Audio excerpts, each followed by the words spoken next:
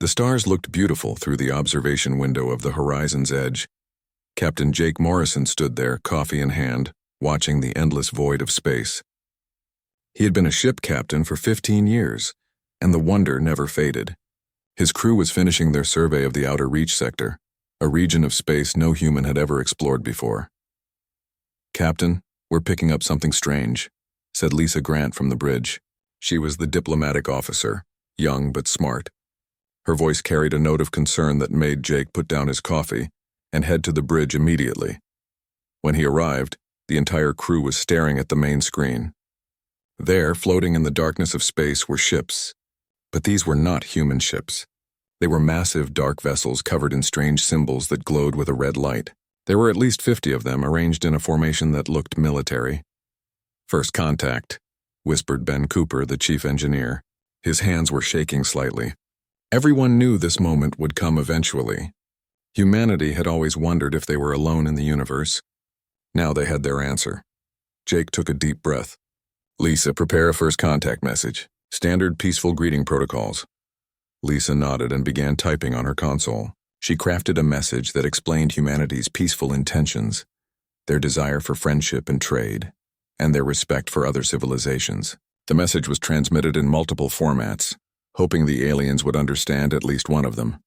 They waited. Minutes passed like hours. Then the alien ships moved. They formed a tighter circle around the horizon's edge, and one ship moved forward. It was larger than the others, clearly a command vessel. A response came through. The computer struggled to translate it, but eventually words appeared on the screen. The voice that accompanied them was deep and harsh, speaking in broken English that the aliens must have learned from the human message. "Humans. Weak. Small. You will surrender." Jake felt his stomach drop. This was not how first contact was supposed to go. "Try again, Lisa. Explain that we come in peace." Lisa sent another message, this time more detailed. She explained that humans wanted to be friends, not enemies. She talked about cooperation and mutual benefit. The response was swift and brutal. "The Krell do not have friends. The Krell have servants. You will serve or you will die." Before Jake could respond, alarms blared throughout the ship. The alien vessels, the Krell as they called themselves, were charging weapons. Ben shouted from the engineering station that energy readings were off the charts. "Shields up. Evasive maneuvers," Jake ordered. The horizon's edge turned hard to port, its engines screaming. But the Krell were faster than they looked. A beam of red energy struck the ship's shields and the entire vessel shook. Lights flickered and sparks flew from damaged consoles. "Shields at 60%, Ben reported, his voice tight with stress. Jake knew they could not win a fight. The horizon's edge was an exploration vessel, not a warship. They had light weapons for protection against asteroids and pirates, nothing that could damage these massive alien ships. "Get us out of here. Maximum speed to the nearest human colony." The helmsman pushed the engines to their limit. The horizon's edge began to pull away, but the Krell pursued. More energy beams lanced through space and the human ship shook with each near miss. Then Lisa gasped. "Captain, there's a human colony in this system. Kepler 442b, we passed it on the way in. There are 300 people there, mostly scientists and their families." Jake's blood ran cold. The Krell knew about the colony too. Several of their ships broke off from chasing the horizon's edge and headed toward the small planet. "We have to warn them," Lisa said. Jake was already moving. "Send them an emergency broadcast. Tell them to evacuate immediately." "Ben, how fast can we get there?"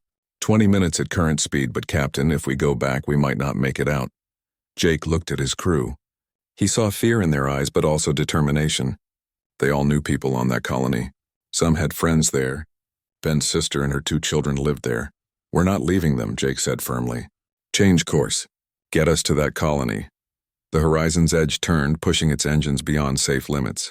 Through the windows, they could see the Krell ships reaching the planet. Bright red beams struck the surface, and even from space they could see explosions blooming like deadly flowers. "No, no, no," Ben whispered, his face pressed against his console screen. He was trying to contact his sister, but there was no response. The horizon's edge arrived 10 minutes later, but it was already too late. The colony was gone.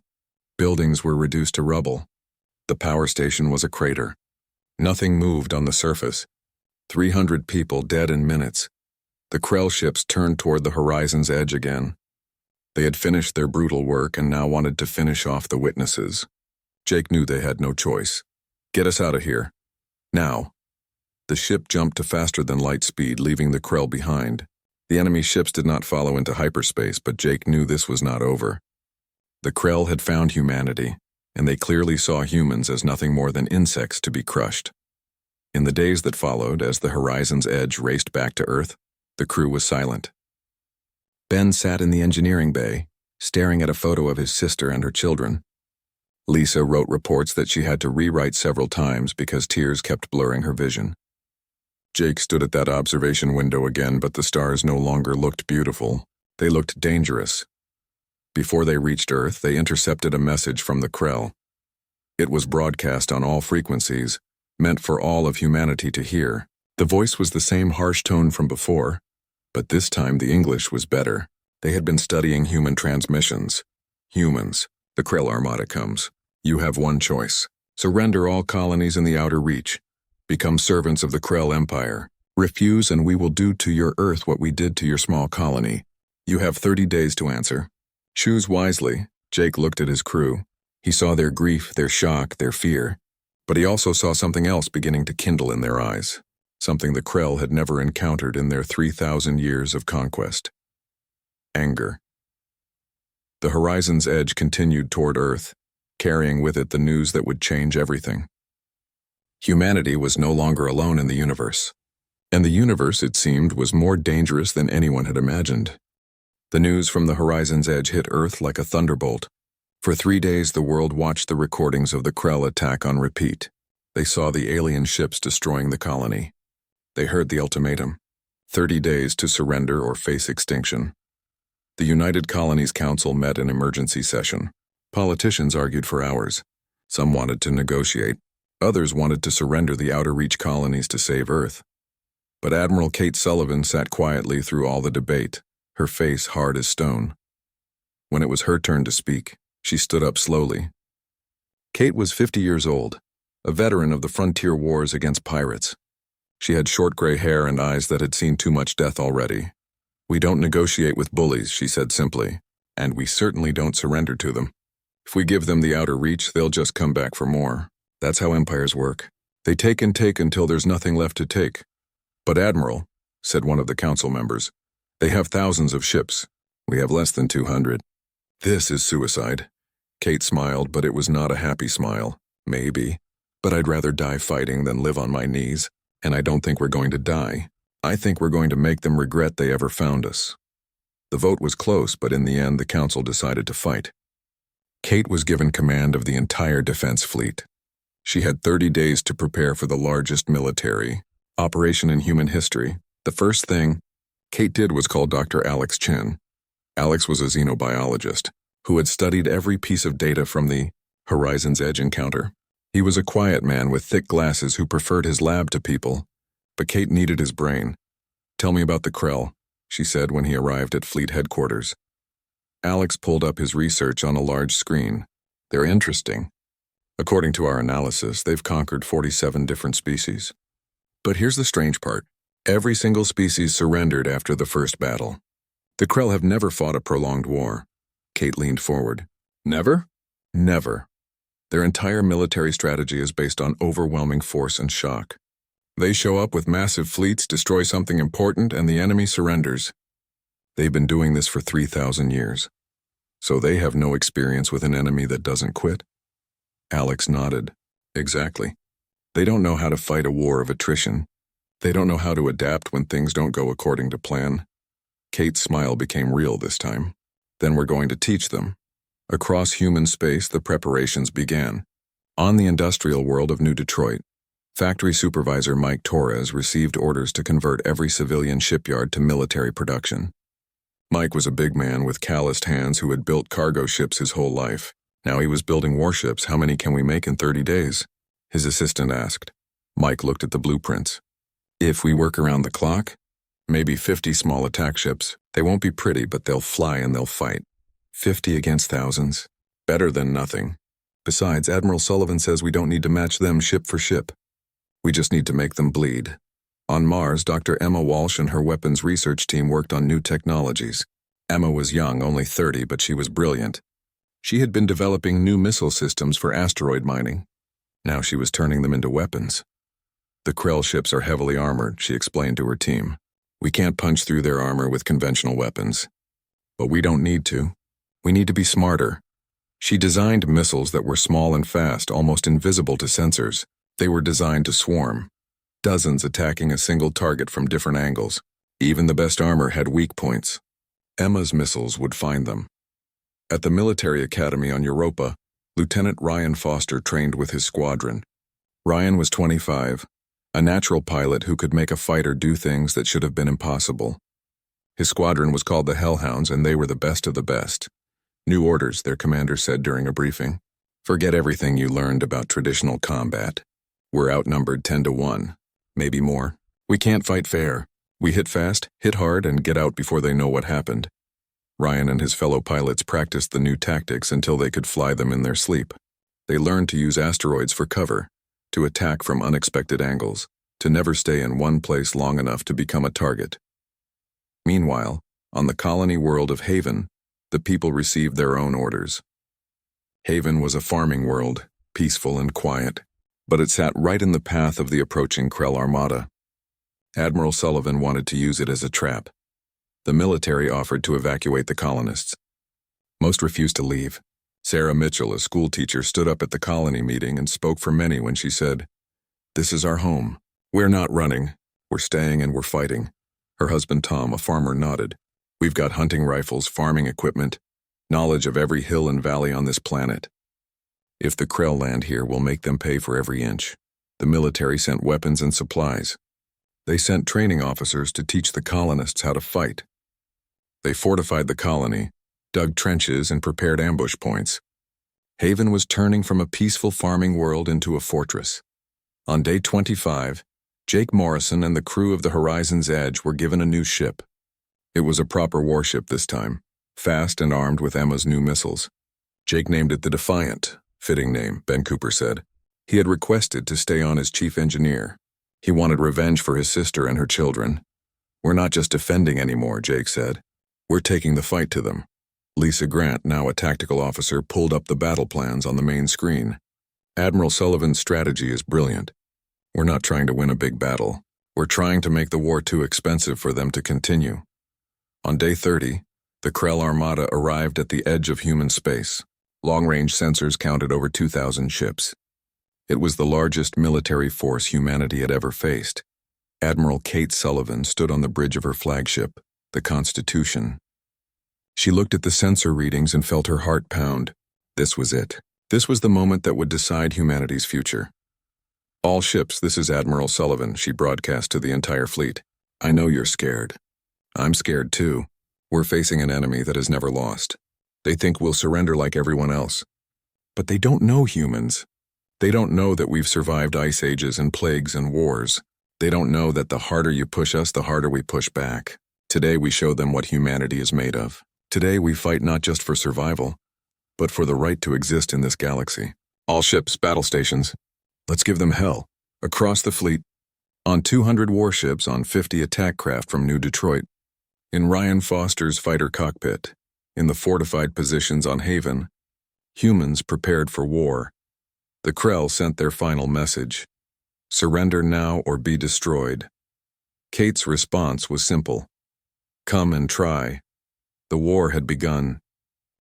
War Commander Thaxel watched the human colony world grow larger on his view screen. Haven, they called it, a small farming planet with minimal defenses.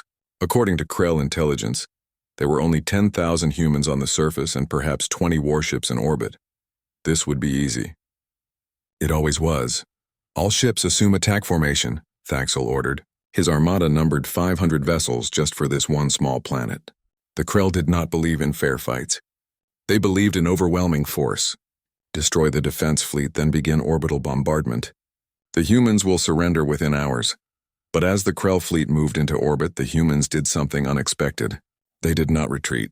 Instead, the 20 warships scattered, breaking into smaller groups. They moved behind Haven's 3 moons, using them as cover. Cowards, hissed Thaxel's second-in-command. They hide like prey animals. Thaxel was not so sure. There was something wrong about this. In his 30 years of service, he had conquered 12 species. They all followed the same pattern: big battle, overwhelming defeat, surrender. But these humans were not following the pattern. "Send in the first wave," he ordered. 100 ships. "Clear those moons." The Krell vessels moved forward confidently. As they approached the first moon, the human ships appeared, but they were not running away. They were charging forward, weapons blazing. Captain Jake Morrison pushed the Defiant to maximum speed. Around him, other human ships did the same. They had no chance in a straight fight, so they were not going to fight straight. "Target their engine sections," Jake ordered. "Emma's missiles are loaded and ready." The Defiant fired, and dozens of small missiles streaked toward the nearest Krell ship. The enemy's point defense systems destroyed many of them, but not all. 3 missiles got through, striking the weak points where the engines connected to the main hull. The Krell ship shuddered and began to list. "It works," Ben shouted from engineering. "Their armor is strong, but their joints are vulnerable." All across the battlefield, human ships used the same tactic. They did not try to destroy the Krell ships outright. They crippled them. An engine here, a weapon system there. Death by 1,000 cuts. The Krell lost 15 ships in the first engagement. The humans lost 3. For the Krell, who expected 0 losses, this was shocking. "Impossible," Thaxel muttered. "Send the second wave." "All remaining ships, crush them." But the human ships retreated behind the moons again, playing a deadly game of hide and seek. When the Krell followed, they found the humans had laid minefields. More ships were damaged. On the ground, Sarah Mitchell watched the battle in the sky through her binoculars. Explosions bloomed like flowers against the black of space. She could not tell who was winning, but she knew the Krell would eventually land. That was when her job would begin. 3 days into the battle, the Krell managed to establish orbital superiority. They had lost 70 ships doing it, far more than in any previous conquest, but they had done it. Thaxel ordered the ground invasion to begin. Dropships carried 10,000 Krell soldiers to Haven's surface. They landed near the main colony, expecting the humans to be cowering in their homes. Instead, they found the streets empty. "Where are they?" a Krell soldier asked. The answer came in the form of an explosion. Sarah and her team had rigged the entire colony with traps. Buildings exploded, streets collapsed into hidden pits, and from the surrounding hills, humans with rifles opened fire. The Krell had superior armor and weapons, but the humans had something the Krell did not expect. They knew every inch of their own planet. They knew where to hide, where to ambush, where to run when the enemy was too strong. Tom Mitchell led a group of farmers in a raid on a Krell supply depot. They came at night, silent as shadows, and destroyed the enemy's food and ammunition. When the Krell tried to pursue, they vanished into the forests. "These humans fight like vermin," complained a Krell commander to Thaxel over the radio. "They will not face us in open battle." "Then hunt them down," Thaxel ordered. But he was beginning to feel something he had never felt before in a conquest: doubt. In space, the harassment continued. Jake Morrison and the remaining human ships refused to give up. They could not win, but they could make the Krell pay. They attacked supply convoys, damaged communications arrays, and rescued escape pods full of human survivors. Lieutenant Ryan Foster and the Hellhounds proved especially deadly. Their small fighters were too fast for the big Krell ships to target effectively. They would swoop in, fire their missiles, and disappear before the enemy could respond. On one raid, Ryan's fighter was hit by debris from a destroyed ship. His controls were damaged and he could not maneuver. A Krell ship caught him in a tractor beam and pulled him aboard. When Ryan was brought before War Commander Thaxel, the alien leader studied him with interest. Thaxel had never spoken to a human before, only killed them from a distance. "You are very brave," Thaxel said in halting English. "Or very foolish. Why do you not surrender? Your planet will fall. Your people will die. All of this death is meaningless." Ryan, his face bruised and his arm broken, looked the alien commander in the eye. "You don't understand. This is our home, and humans don't give up their homes." "Home?" Thaxel repeated the word like it was foreign. "The Krell have conquered 47 species. All of them had homes. All of them surrendered. Then they weren't humans," Ryan said simply. Thaxel did not know what to make of this answer. He sent Ryan to a prison cell and returned to his command chair. The battle for Haven was now entering its 2nd month. 2 months. No conquest in Krell history had ever lasted 2 months. On the ground, the fighting had become brutal. The Krell controlled the colony itself, but the surrounding territory was still contested. Sarah's resistance group had lost half its members. Tom was in the hospital with burns from a Krell energy weapon, but they kept fighting. One night, Sarah led an ambush on a Krell patrol. Her team used explosive charges to collapse a canyon on top of the enemy soldiers. It was not honorable. It was not fair, but it was effective. When Krell reinforcements arrived, they found a message painted on a rock face in large letters. This is our home. By month 3, the Krell had committed 2/3 of their armada to Haven. Thaxel could not understand it. This was supposed to be a minor battle, a demonstration of Krell power. Instead, it had become a meat grinder. His forces had lost over 300 ships and countless soldiers. The Krell High Council demanded to know why the conquest was taking so long. Thaxel had no good answer. How could he explain that humans fought differently, that they did not care about honor or glorious battle, that they only cared about winning no matter the cost? Finally, on day 90, the last human resistance on Haven was crushed. Sarah Mitchell was killed in the final battle, detonating explosives that took 50 Krell soldiers with her. Tom died defending the hospital where wounded colonists were being treated. Haven fell. The Krell planted their flag in the ruins of the colony. Thaxel sent his report to the High Council. Victory achieved. Haven is ours. But as he looked at the casualty reports, at the list of damaged ships, at the sheer cost of this victory, Thaxel did not feel victorious. He felt something else. Something uncomfortable and unfamiliar. He felt like he had lost even though he had won. In his cell, Ryan Foster heard about Haven's fall from a guard. He closed his eyes and said a prayer for Sarah and Tom and all the others who had died. But he did not feel defeated, because while the Krell had been focused on Haven, something else had been happening across human space. The other colonies were preparing. The fleet was regrouping, and humanity was learning how to fight this enemy. Haven had fallen, but it had bought humanity 3 precious months, and humans were very good at learning from their mistakes. The fall of Haven was broadcast across all human colonies. The Krell expected it to break human spirit, to make them surrender. Instead, it had the opposite effect. Admiral Kate Sullivan stood before the cameras, her face grave but determined. "Haven has fallen," she announced. 3,000 brave souls gave their lives defending their home. The Krell think this makes them strong. They think this proves they will win. They're wrong. Every day Haven held out, we grew stronger. Every Krell ship they lost weakened them. And now we strike back. She turned to a map of known space. Operation Retribution begins now.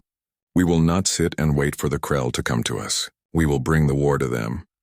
The plan was brilliant and unprecedented. Instead of massing their forces for one big battle, humanity would attack 12 different Krell-held systems simultaneously. Small, fast-strike forces would hit supply lines, communication stations, and isolated outposts. The Krell had never fought on multiple fronts before. Their entire military doctrine was built around overwhelming force at a single point. Kate was about to show them what happened when that single point became a dozen. Captain Jake Morrison led one of the strike forces. The Defiant and 5 other ships jumped into the Krell system of Theta 9, where the aliens had a major supply depot. They appeared without warning, destroyed the depot's defenses, and jumped away before reinforcements could arrive. Across the border, 11 other human strike forces were doing the same thing. The Krell were suddenly receiving distress calls from everywhere at once. They did not know where to send their ships. Every time they moved forces to defend one location, another was attacked. War Commander Thaxel found himself overwhelmed with reports. Attacks here, attacks there, attacks everywhere. His carefully organized fleet was being pulled in a dozen directions. "This is not how war works," he said to his command staff. "Where is their main fleet? Where is their primary attack?" His second-in-command looked confused. "There is no main fleet, Commander. They are attacking everywhere with small groups." "That is not strategy," Thaxel insisted. "That is chaos," but it was working. The Krell Empire was vast, but it relied on a centralized command structure. When that structure was disrupted, confusion spread throughout the fleet. Meanwhile, the subject species that the Krell had conquered began to notice the chaos. They began to whisper among themselves. The Krell were not invincible after all. On the industrial world of New Detroit, Mike Torres and his workers had not stopped building. In the 4 months since the war began, they had produced over 200 new ships. They were not as large as Krell vessels, but they were fast and carried Dr. Emma Walsh's improved weapons. Emma herself had been busy. Her second-generation missiles were even more effective than the first. They were smaller, faster, and used advanced AI to coordinate their attacks. One ship could now launch a swarm of 50 missiles that worked together like a school of fish, overwhelming enemy defenses. How many can we produce? Kate asked during a video call. Emma looked tired but excited. We're making 1,000 per day now. Every human ship will have them within 2 weeks. But the real breakthrough came from an unexpected source. Ben Cooper, working on the captured wreckage of a Krell ship, discovered something interesting about their technology. Their ships are more advanced than ours in some ways, he explained to Kate. But they're also rigid. Everything is built to exact specifications, no room for modification or adaptation. Our ships might be simpler, but we can change them, improve them, adapt them. What are you saying? Kate asked. Ben smiled. I'm saying we can take their own technology and use it against them, and we can do it better. Within weeks, human ships were being retrofitted with modified Krell shield generators and power systems. The ships that emerged from New Detroit's shipyards were hybrids, combining human ingenuity with alien technology. The war that the Krell expected to last weeks had now dragged on for 8 months. Their economy was straining under the pressure. They had pulled ships from their other territories to fight the humans, and now the species they had conquered were starting to rebel. On the planet Theros, a species called the Veloxi rose up against their Krell occupiers. They had been slaves for 200 years, but news of human resistance had inspired them. If humans could fight the Krell, so could they. The rebellion was crushed, but it took resources the Krell could not spare. More rebellions followed on other worlds. The Krell Empire was beginning to fracture. Thaxel reported these problems to the High Council, but they did not want to hear it. You assured us this conquest would be quick, the High Counselor said. Yet months pass and the humans still resist. What is wrong with you? What is wrong with the humans? Thaxel corrected. They do not fight like any species we have encountered. They do not value honor or glory. They only care about winning, and they are very good at adapting. Then adapt yourself, the High Counselor ordered. End this war. The Empire is watching. But how could he adapt? Thaxel had studied the humans through captured data files and interrogations of prisoners like Ryan Foster. What he learned disturbed him. Humans were not fighting for territory or resources. They were fighting for something the Krell language did not even have a word for, the right to determine their own destiny. One day something happened that changed everything.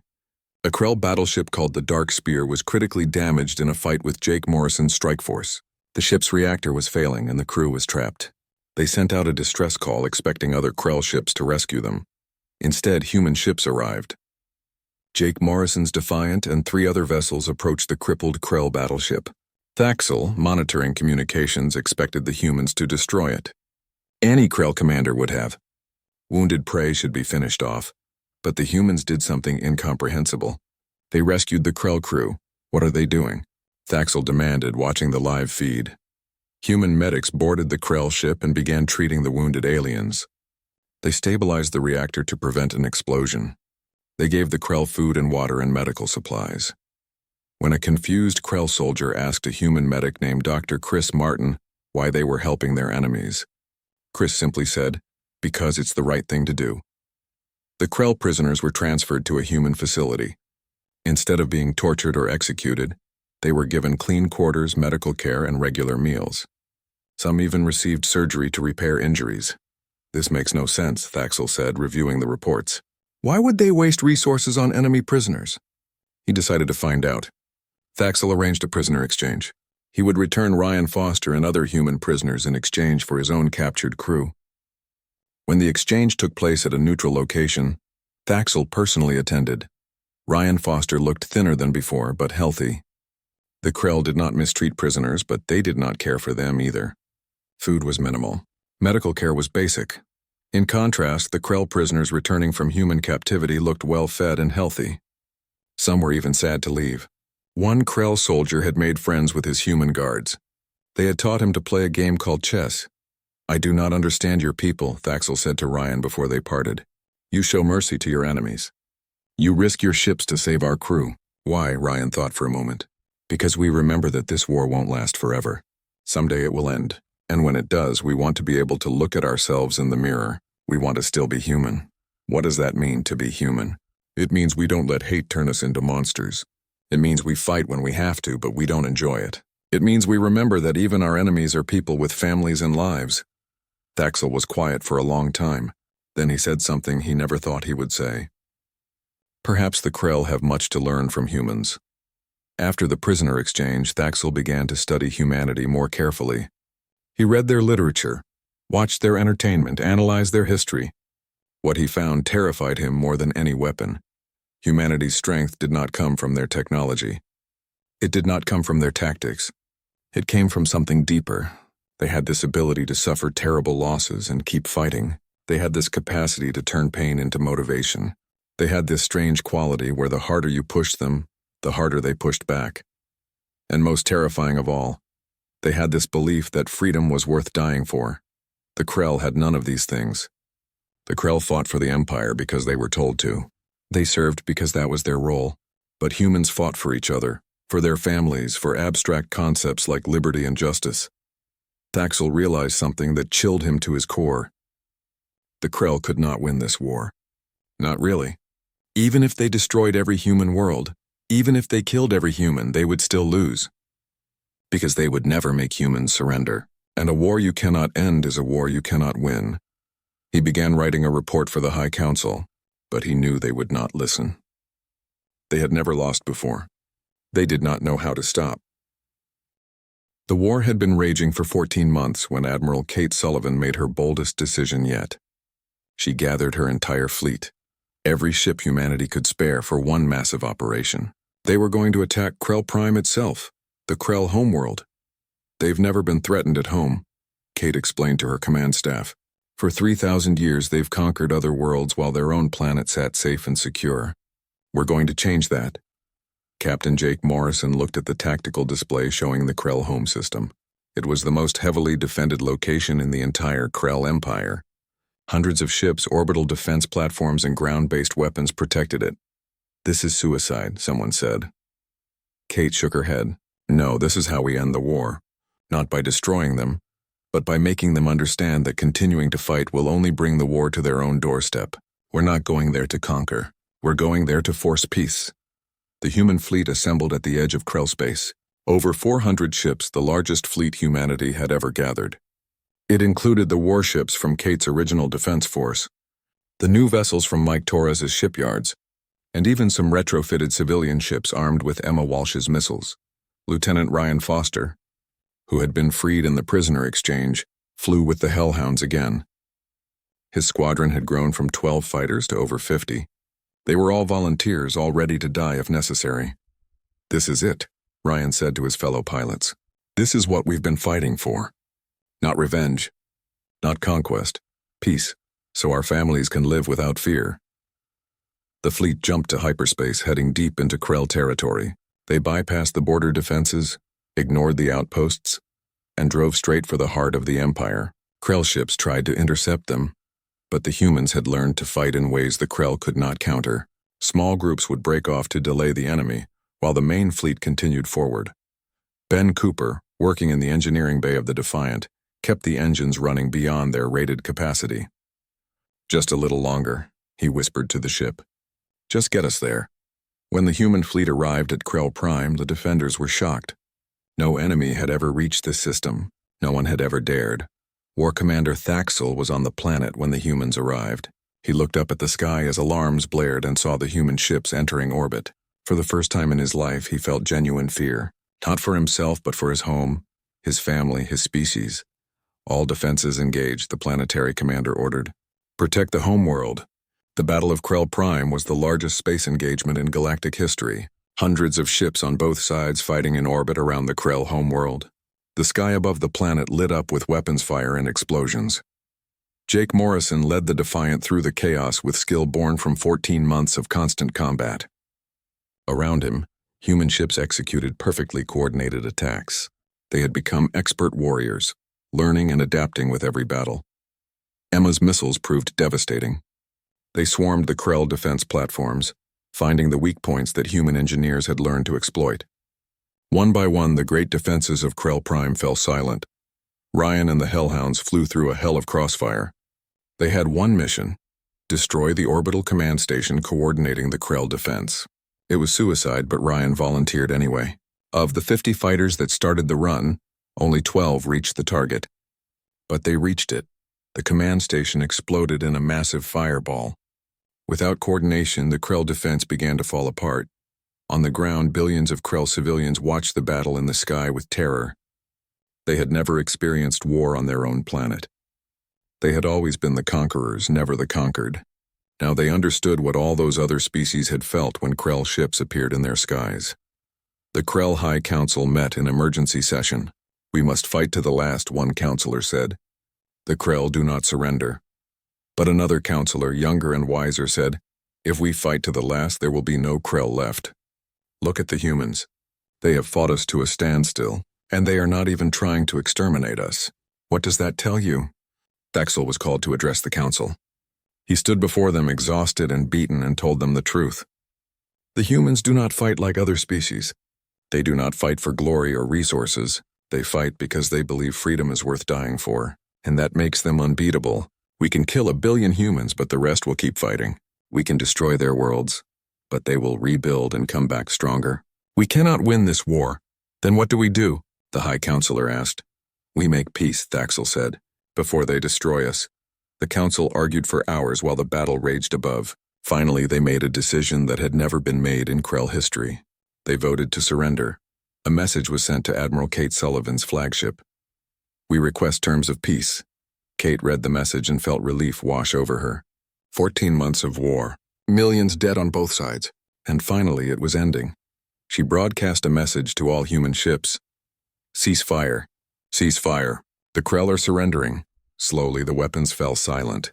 The ships stopped firing. An eerie quiet fell over Krell Prime as both sides waited to see what would happen next. Kate agreed to meet with the Krell High Council on their planet. Jake Morrison insisted on accompanying her. "If this is a trap," he said, "you'll need backup." But it was not a trap. Kate and her escort were brought to the council chambers with full honor. Thaxel was there, as were the council members. They looked defeated and afraid. "What are your terms?" the High Counselor asked. "We have wealth. We have technology. We have territory. What do you want?"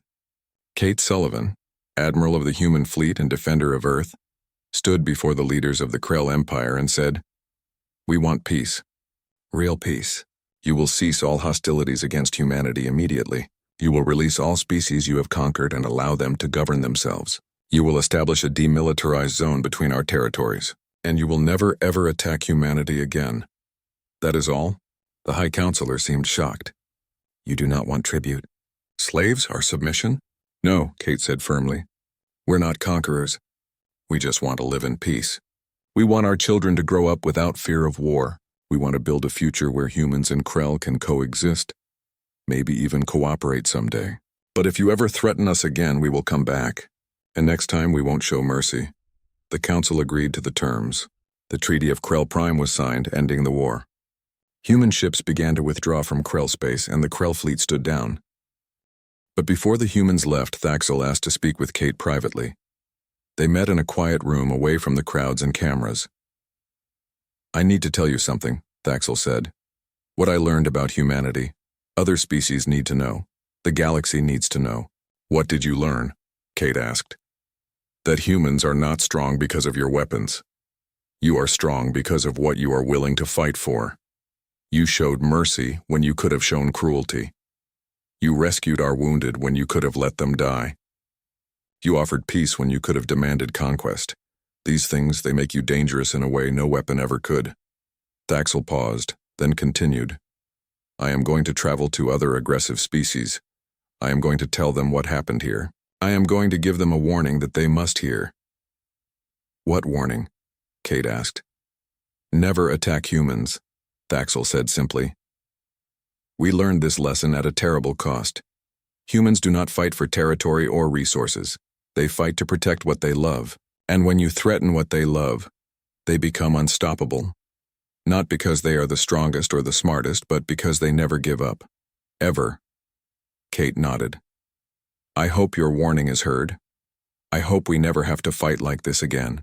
"It will be heard," Thaxel promised. "I will make certain of it." Months later, Jake Morrison returned to Earth. The Defiant was retired, placed in a museum. Ben Cooper decided to teach engineering at the academy, training the next generation. Emma Walsh continued her work, but now focused on peaceful applications of technology. Ryan Foster and the surviving Hellhounds became instructors, teaching new pilots not just how to fight, but why they fought. Remember, Ryan would tell his students, we fight to protect, not to conquer. We fight to defend our freedom, not to take it from others. That's what makes us human. On Haven, now being rebuilt, a memorial was erected to those who died defending the colony. Sarah Mitchell's name was there, along with her husband Tom and 3,000 others who gave their lives. New colonists came, families who wanted to prove that the Krell had not won, that Haven would live again. Admiral Kate Sullivan retired from active service but remained an advisor to the United Colonies Council. She spent her time writing a book about the war, making sure future generations would remember what happened and why. Across the galaxy, Thaxel kept his promise. He traveled to every aggressive species he could find, to every empire that thought conquest was the answer. He told them the story of the Krell War against humanity. He showed them the casualty reports, the battle recordings, the long list of Krell defeats. Learn from our mistake, he would say. Humans are not the strongest species in the galaxy. They are not the most advanced. But they are the most dangerous when provoked, because they have something we Krell lacked. They have unity born from diversity. They have strength born from comp.